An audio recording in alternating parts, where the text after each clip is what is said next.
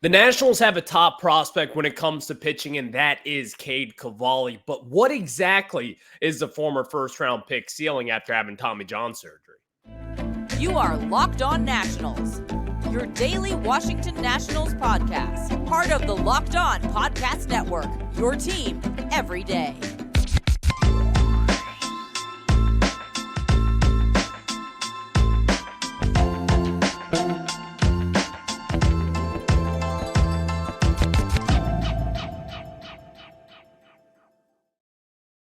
And thank you guys for making Locked On Nationals your first listen every single day, as we are free and available wherever you get your podcast. I'm your host, Ryan Clary. You can catch me over on Twitter at RyanClary11 and as well as the show page at LO_Nationals. And make sure to search Locked On Nationals wherever you get your podcast, including on YouTube. Just subscribe and search Locked On Nationals. In today's show, we will be breaking down Patrick Corbin's 2023 season.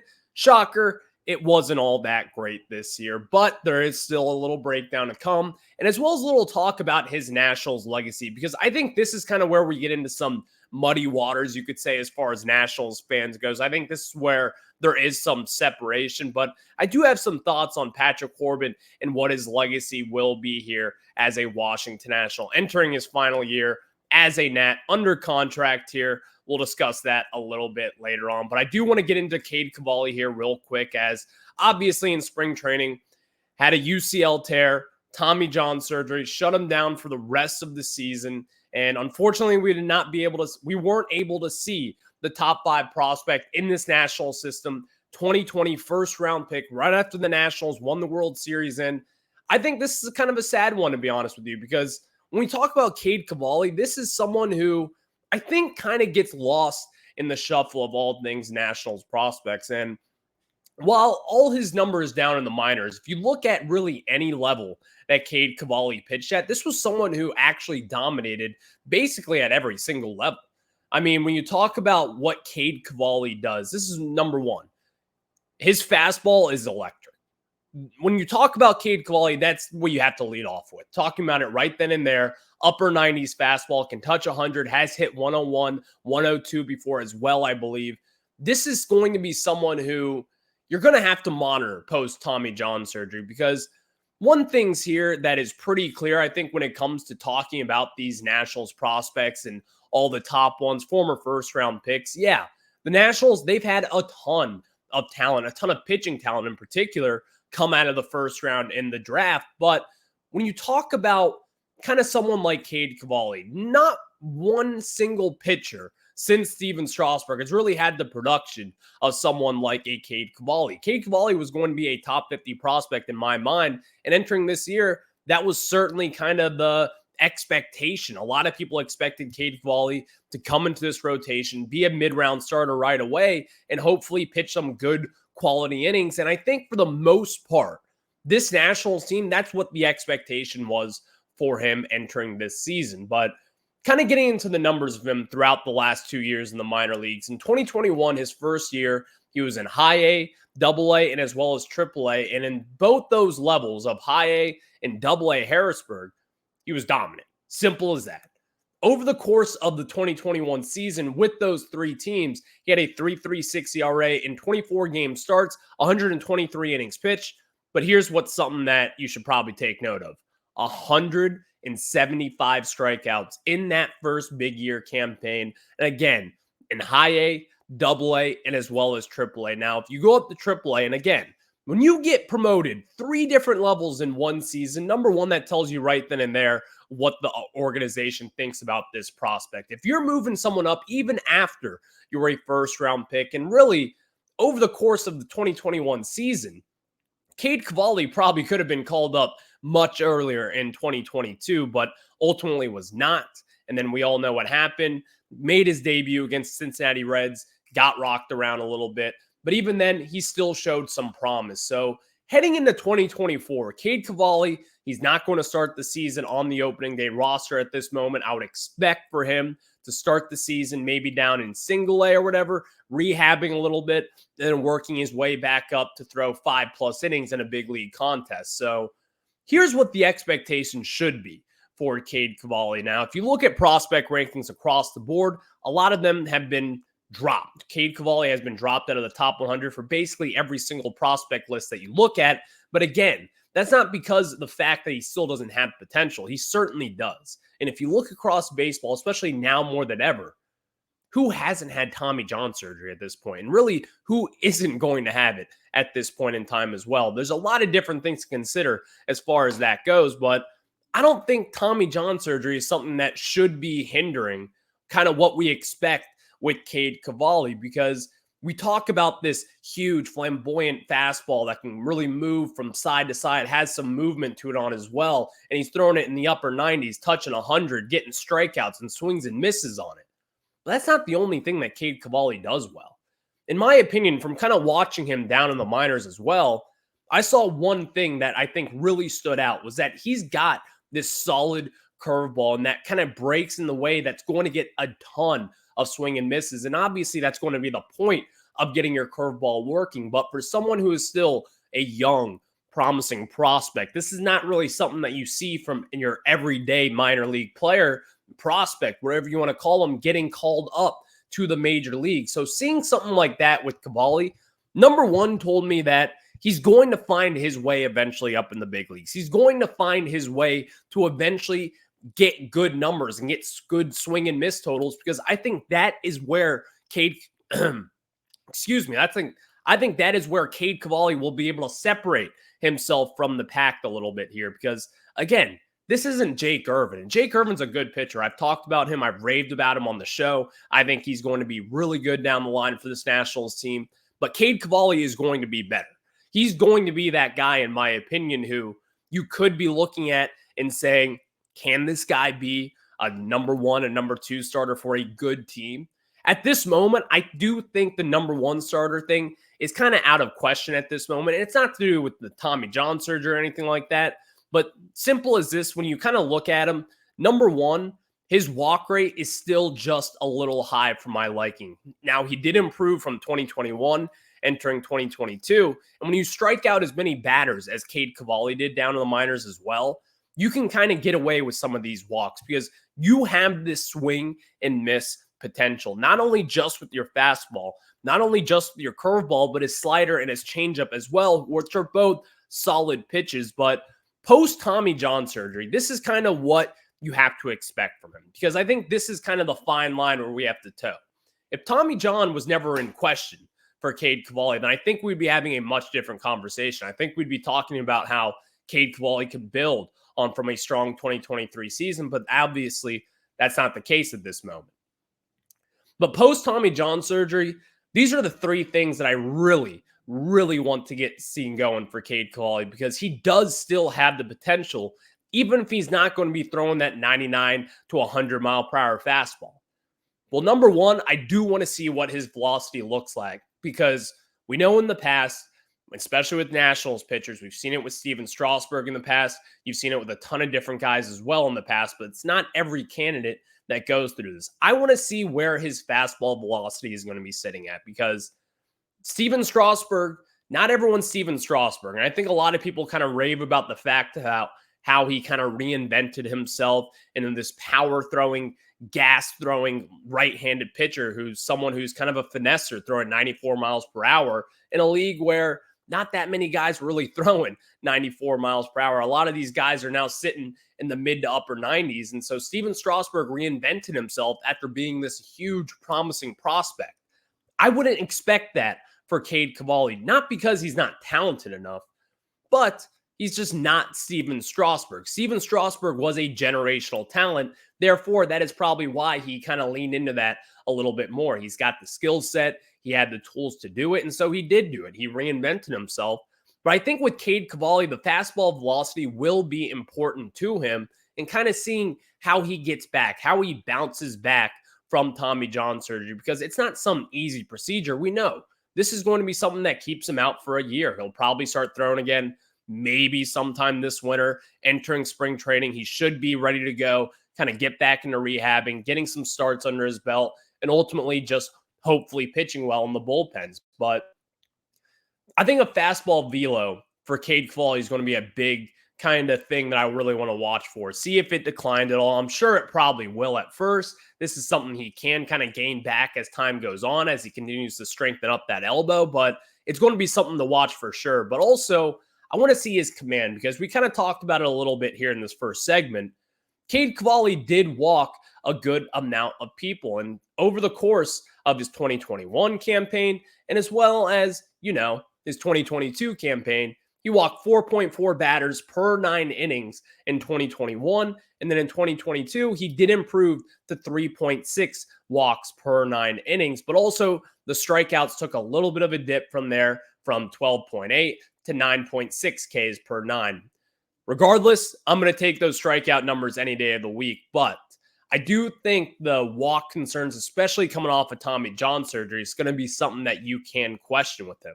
If he's not going to have this huge 99-mile-per-hour fastball, it's going to kind of blow you away. And if he's not going to have his A stuff when it comes to his curveball and his slider and his changeup, then you're going to have to generate some outs on your own, and as well as kind of relying on your defense, getting some ground balls, getting flyouts, all that stuff to get defensive outs, because Cade Cavalli was one of the better ones at generating outs himself, striking out a lot of guys, getting a ton of swing and misses. He did this in the University of Oklahoma as well, and he certainly did it back in the minor system for the Nationals. But it's going to be something that you kind of have to watch with him, especially post Tommy John. You've seen it a lot of different times. People do struggle with command, especially for someone who, I believe some scouts had him at a 45 tool for command. So obviously there's a little bit of concern there in general, but coming off Tommy John surgery, that is something that I kind of want to see him hone in on. And I think that is going to be something that he could also kind of separate himself, as we've kind of talked about with other prospects, with Jake Irvin. Jake Irvin at one point had a really good walk rate down in the minors, I believe the best in the national system. But that is something that Cade Cavalli, even without Tommy John surgery, can probably improve on. And I think he will improve on, by the way, because this guy is talented. He's not the Steven Strasburg pitching prospect back in the day who's going to reinvent himself, but he certainly could. Am I going to bet on that? Probably not. But again, I'm not going to bet against Cade Cavalli kind of bouncing back this year as well. But then also what I want to see, working on his changeup. A changeup is such an effective pitch, kind of get swings and misses, generate walks, generate strikeouts rather, all those different things. That's kind of something along those lines that I think a lot of major leaguers should have in their belt. And his changeup, as far as what I've heard, as far as the numbers that I've seen, I think his changeup is probably his 4th best pitch. Now, that's not a bad thing. He's got good pitches. This guy's a quality pitcher. He's going to be a quality pitcher as well, in my mind.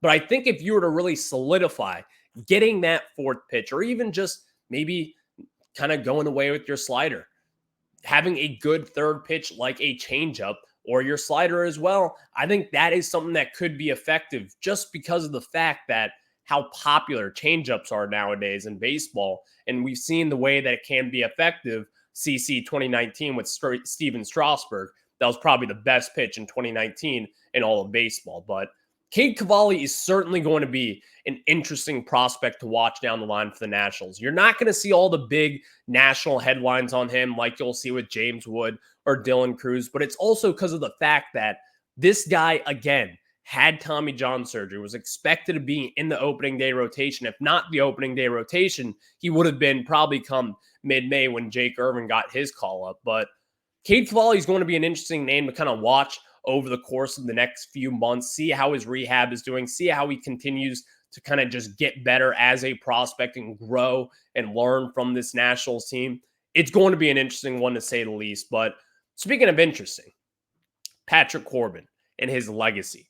Before we get into his legacy and all that stuff, I will be breaking down his 2023 season, and then I do have some thoughts on the legacy of Patrick Corbin here in Washington, D.C. But before we get into that, let me tell you guys about our good friends over at FanDuel. And guys, score early this NFL season with FanDuel, America's #1 sportsbook. Right now, new customers get $150 in bonus bets with any winning $5 money line bet. That's $150 if your team wins. If you've been thinking about joining FanDuel, there's no better time to get in on the action, and the app is so easy to use. There's a wide range of betting options, including spreads, player props, over-unders, and more. And if you've been watching the Commanders, you know to bet against them just like I will. That seems to be like a pretty damn good bet nowadays. So visit FanDuel.com/lockedon and kick off the NFL season. FanDuel, the official partner of the NFL. Now we get back into it, as we just talked about Cade Cavalli, kind of what to expect with him, kind of debriefing on the non-2023 season, you could say, after recovering from Tommy John surgery back in spring training. But let's get into Patrick Corbin here. 2019 legend, start out right then and there. Let's take 2019 away now. What a disaster. Just what a disaster it has been for Patrick Corbin. 6 years, $140 million, signed back right before 2019, helped us win the World Series, but ultimately, ever since then, it has been a little bit of a disaster. I believe at this point, he is owed $35 million entering his final year of the deal. So obviously right then and there, you kind of hit the panic button.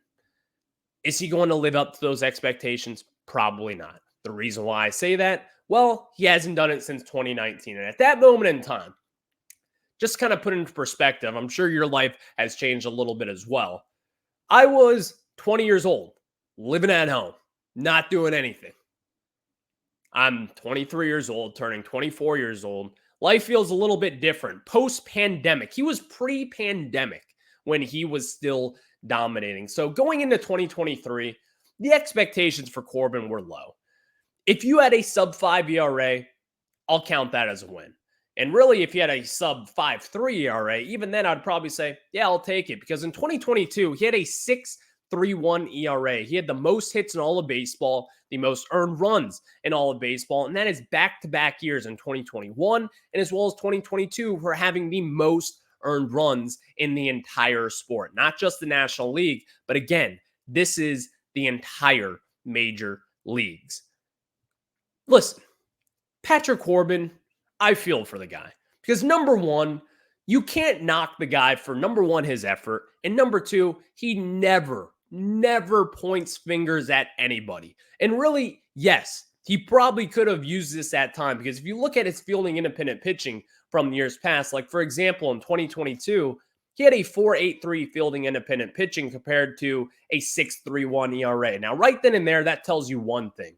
Number one, the defense was bad. And that was 100% true for the 2022 Nationals. You had Maikel Franco botching balls over at third base. You had Luis Garcia playing shortstop, in which was never going to work out in the major leagues. You had a different culmination of second baseman kind of stepping in and doing okay stuff. You had Josh Bell over at first base for first half of the season, who really was fine over at first base, was a step up from Joey Meneses, who was there in the second half, or Luke Voigt as well. But even then, not a special fielder by any means of the imagination. And then you also had a young rookie type catcher with Keibert Ruiz, who's still getting his feet wet in the major leagues. That's just the infield. And then you had Juan Soto over in right field, left field, wherever you wanted to put him. Not that great of a fielder as well. Yes, he was a Gold Glove finalist, but we all know, come on, not a Gold Glover whatsoever. You had Victor Robles in the center field, who kind of had a down year defensively last year as well. So Patrick Corbin, the expectations this year, listen, was it a success? No, not one bit.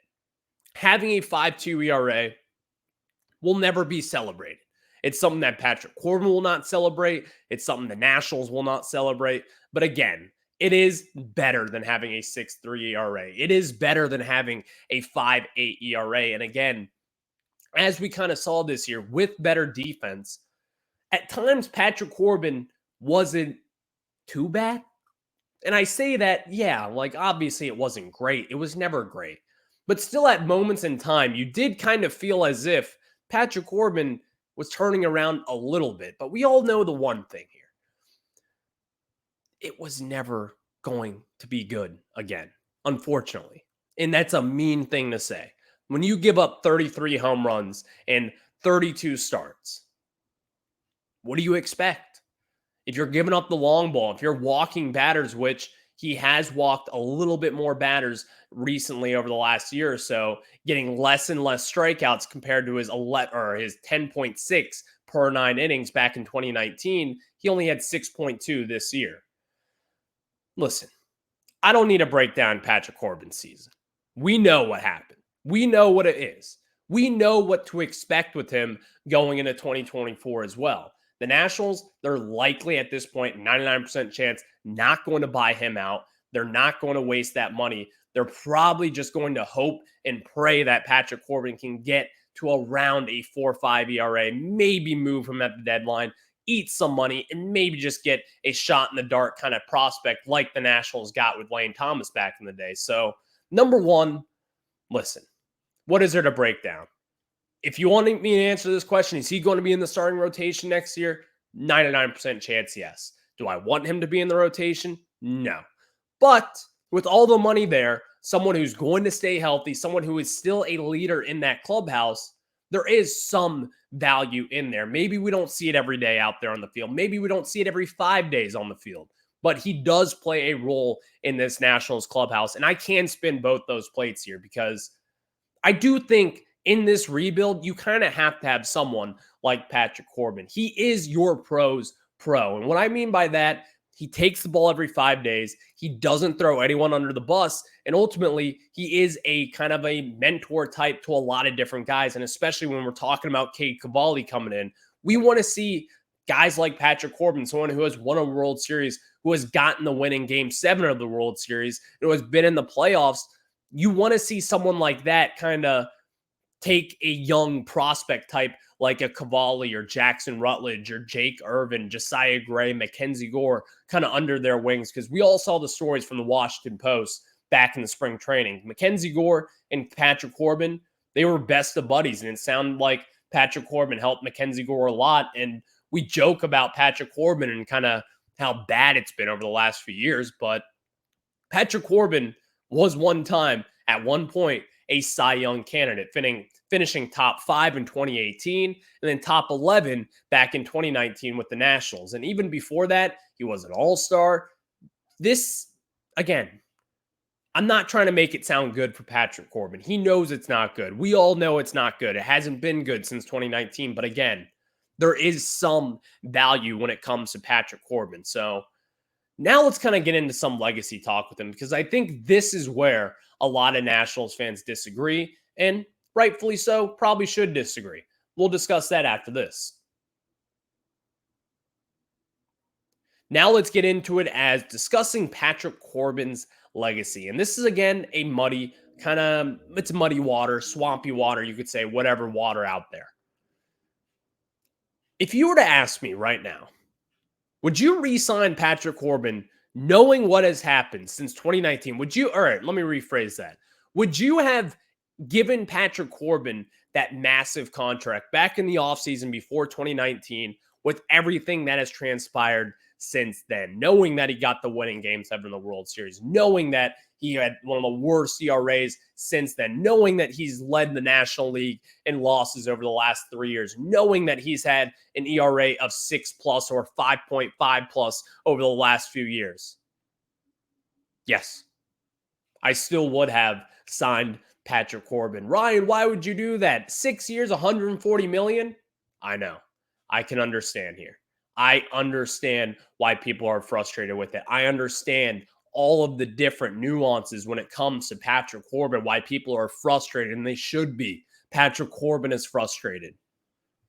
Maybe I'm a homer for this take, but here's what I got for you. Game 7, 2019 World Series, coming in relief, shutting the door down, getting the win for this Nationals team. Ask yourself this question. Would the 2019 Washington Nationals win the World Series without Patrick Corbin? Answer that yourself. I don't think so.